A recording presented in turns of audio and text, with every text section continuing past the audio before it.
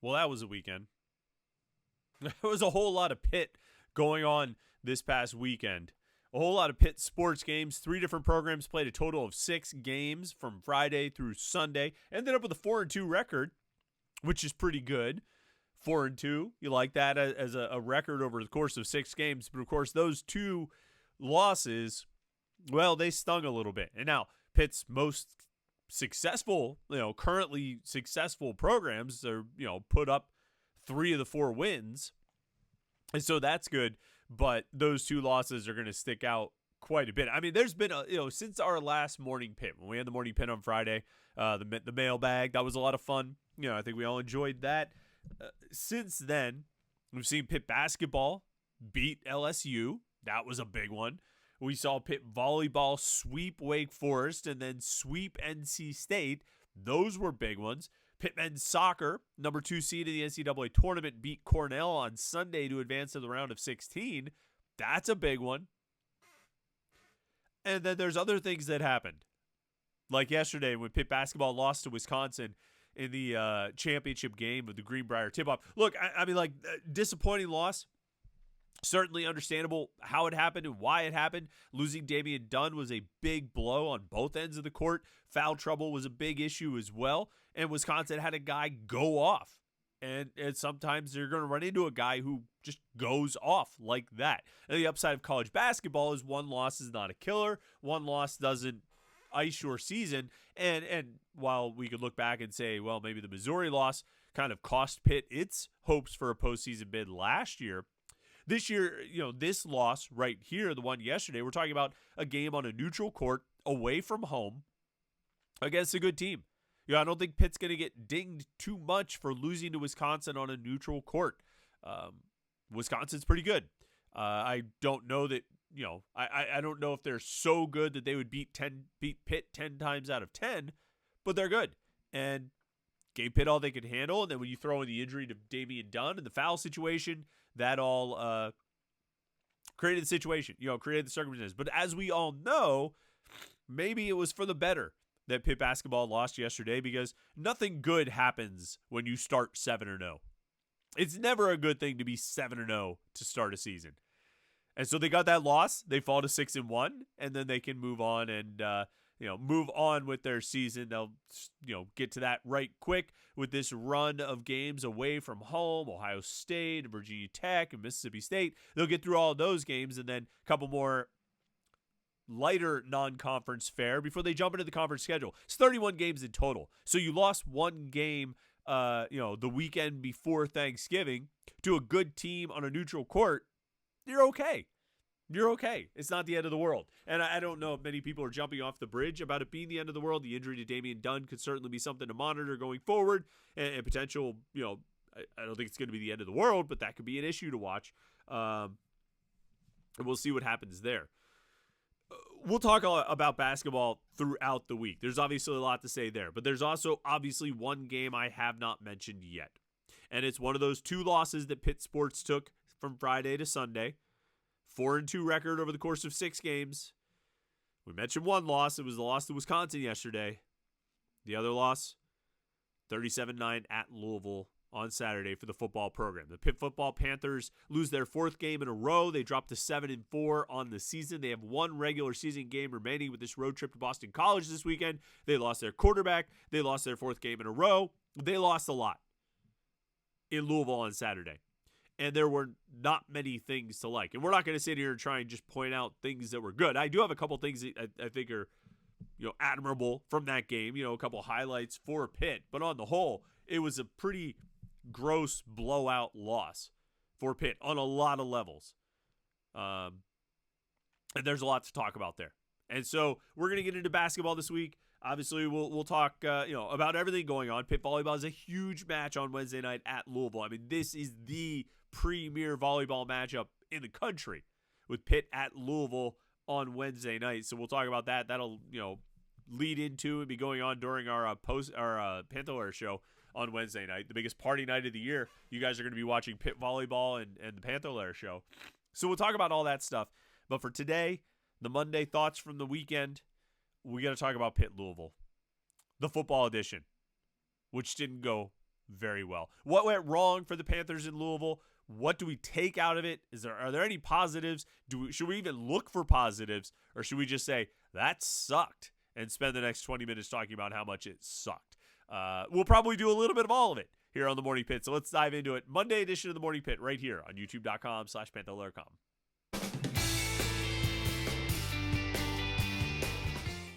Yeah, that was a pretty rough one on Saturday. Pitt losing at Louisville 37-9. We had a post-game show about it on Saturday night. You can watch that right here at youtube.com/Panther-Lair.com.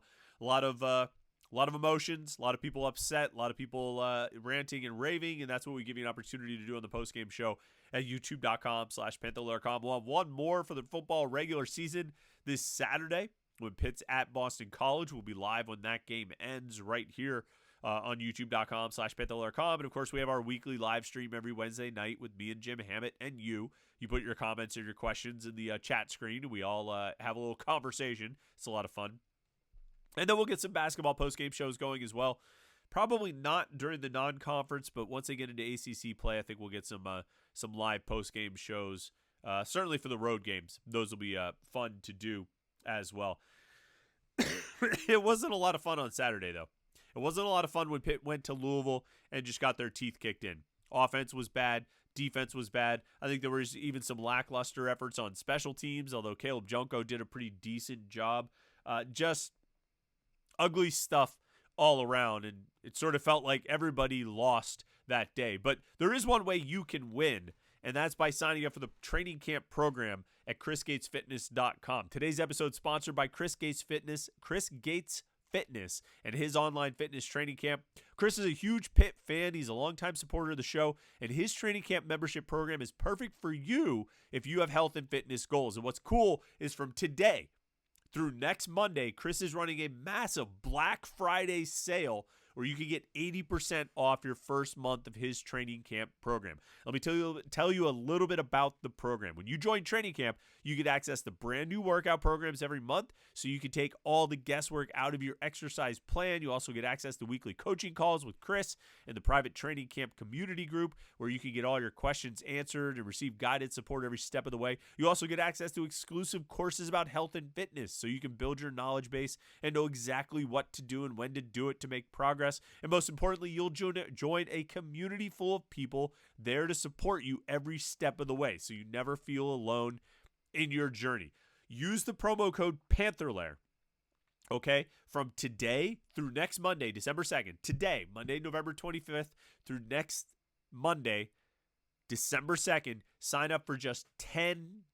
That's 80% off the monthly price when you use the promo code Panther-Lair. So go over to chrisgatesfitness.com/training camp to learn more and sign up today. Now is a great time to get a head start on your fitness goals for 2025. Let Chris and the training camp community help you navigate the holiday season successfully.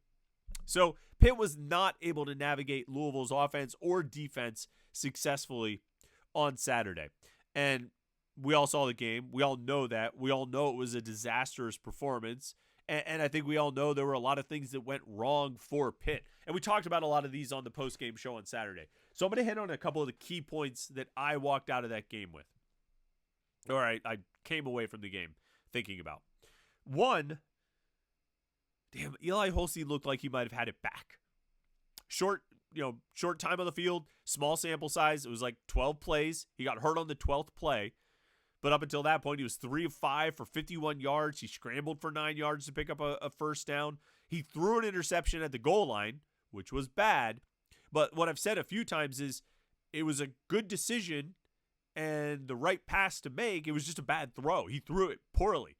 And I think even that interception in a way was kind of encouraging, because after the hit against Syracuse, after he got knocked out of the Virginia game, I think there was a lot of concern that he wasn't seeing the field well, that he wasn't making decisions the same way he made them earlier in the season, that his processing wasn't happening the way it needed to happen. And so the fact that that play was there, and the play was there to be made. I mean, the pass to Konate Mumfield in the back of the end zone was there for a touchdown. It was a really good play design by Cade Bell, a good play call at that point, and Eli Holstein saw it and made the right read. He just threw it poorly. It was the right throw, bad pass. Right decision, bad pass. And he needed to float it over the linebacker instead of throwing it right to him. So even that was kind of encouraging. I thought Eli Holstein played as well in those 11 plays, 12 plays as he has played in a while. And so it really looked like, okay, he's got it back. Like, he started off the season really well, ran into some struggles, but it looks like Eli Holstein, back from injury, is getting some of his mojo back. And then he gets hurt. And I don't know if that took the wind out of the sails for the entire team, if it sapped the whole team's kind of motivation or desire, or just kind of made everybody feel like, oh, here we go again. But it did seem like everything took a step back. A little less intensity, a little less effort, a little less focus, a little less drive is what it looked like watching the game on TV, with missed tackles and dropped passes. Hey, the matter of focus, and we spent so much time talking about this last week, we got to bring it up this week. Penalties. Pitt only committed 4 penalties on Saturday. Only 2 of those were offense, and none of them was a procedure penalty. No false starts, no delay of game, no illegal shift, none of those things. So after playing some really not clean games against Virginia and Clemson, Pitt cleaned it up pretty good. And despite having, I think, their 6th starting offensive line combination of the season in game number 11, they kept it clean and kept it together. The offensive line combination was Ryan Barrett left tackle, Ryan Jacoby at left guard, Terrence Moore filling in for Lyndon Cooper at center, B.J. Williams at right guard, and Isaiah Montgomery coming back to the starting lineup at right tackle. He started against Virginia, Jackson Brown came in against Clemson, and now Montgomery back in at right tackle. It's hard to judge a guy like Isaiah Montgomery or Jackson Brown for that matter, because they're so young and they have such little experience that everything they are seeing for the first time, and that's a difficult situation to work in. They obviously didn't have great games. I think Montgomery gave up 5 pressures according to Pro Football Focus against Louisville. Jackson Brown was about the same against Clemson, and I think Montgomery was right in that range against Virginia. Like young guys playing for the first time, starting for the first time, and looking like it, and that's what you got. We'll see if they can stick with the starting lineup. But, Ryan Jacoby, I think at a certain point was replaced by Jason Collier on Saturday. So who knows? You might end up with a 7th offensive line combination with this game at Boston College. And I think they had about 10 last year. They had close to like either 9 or 10 starting offensive line combinations last year. The injuries have been a killer. And I know so many people, I think, sit back and say, well, that's just an excuse. And you're right, but it's also like a reality. It's also an issue. You run into, if you start losing starting offensive linemen, most teams are going to be in trouble. If you have 3 guys starting at different positions, 3 new starters at offensive line positions, you're going to be in trouble. And they haven't had any consistency. They have consistency at right guard, where B.J. Williams has started every game. And that's it. That's the entirety of the consistency. Because even now, Lyndon Cooper got hurt against Clemson, so Terrence Moore's in the starting lineup again. Ryan Barrett started every game, but he had to move to left tackle after Branson Taylor got hurt. Ryan Jacoby, they like, but he's gotten hurt a couple times, so Jason Collier has had to step in there. Terrence Eno's had to step in there. Multiple guys starting at right tackle. I mean, this is not... You can't just hand wave that away. You can't just say, I don't care, Narduzzi should have better depth. Great, I'm glad you think he should have better depth. And yeah, you'd like to have better depth, but the offensive line is a pretty tough place to build better depth. If there are 2 things you could hope for on the offensive line, depth or health, you would pick health because it's far more likely to happen for you. And even though that's entirely based on luck. It's hard to develop good offensive line depth for most teams across the country. And for Pitt, we talk about depth. I would say their starting lineup was, from the beginning of the season, was not a strength of the team to start with. And then you start taking guys out with injury, and the situation only gets worse. And you end up, like this is very much a part of why Pitt's offense has looked like it has in the last few games. It's not all of it. It's not the entirety of it. Cade Bell has not been great. The quarterback play has not been great. The receivers have dropped passes. Like, I'm not going to say that it's just about the offensive line injuries, but I don't think you can just ignore them altogether. I think it's pretty relevant. It really is. And I think the quarterback injuries are relevant. They were on their third-string quarterback on Saturday, who was a redshirt freshman walk-on. Okay? That's a difficult situation for anybody to win in. Doesn't mean you can't do it, but it's a pretty difficult situation for anyone to try to win a game. And it's not necessarily an indictment on anybody or a reflection on anything. This is where they are. This is what the roster is. And anybody who has to go to their third-string quarterback is probably going to be feeling like they're in trouble. Because most schools and most teams that have to go to their third-string quarterback are going to be in trouble.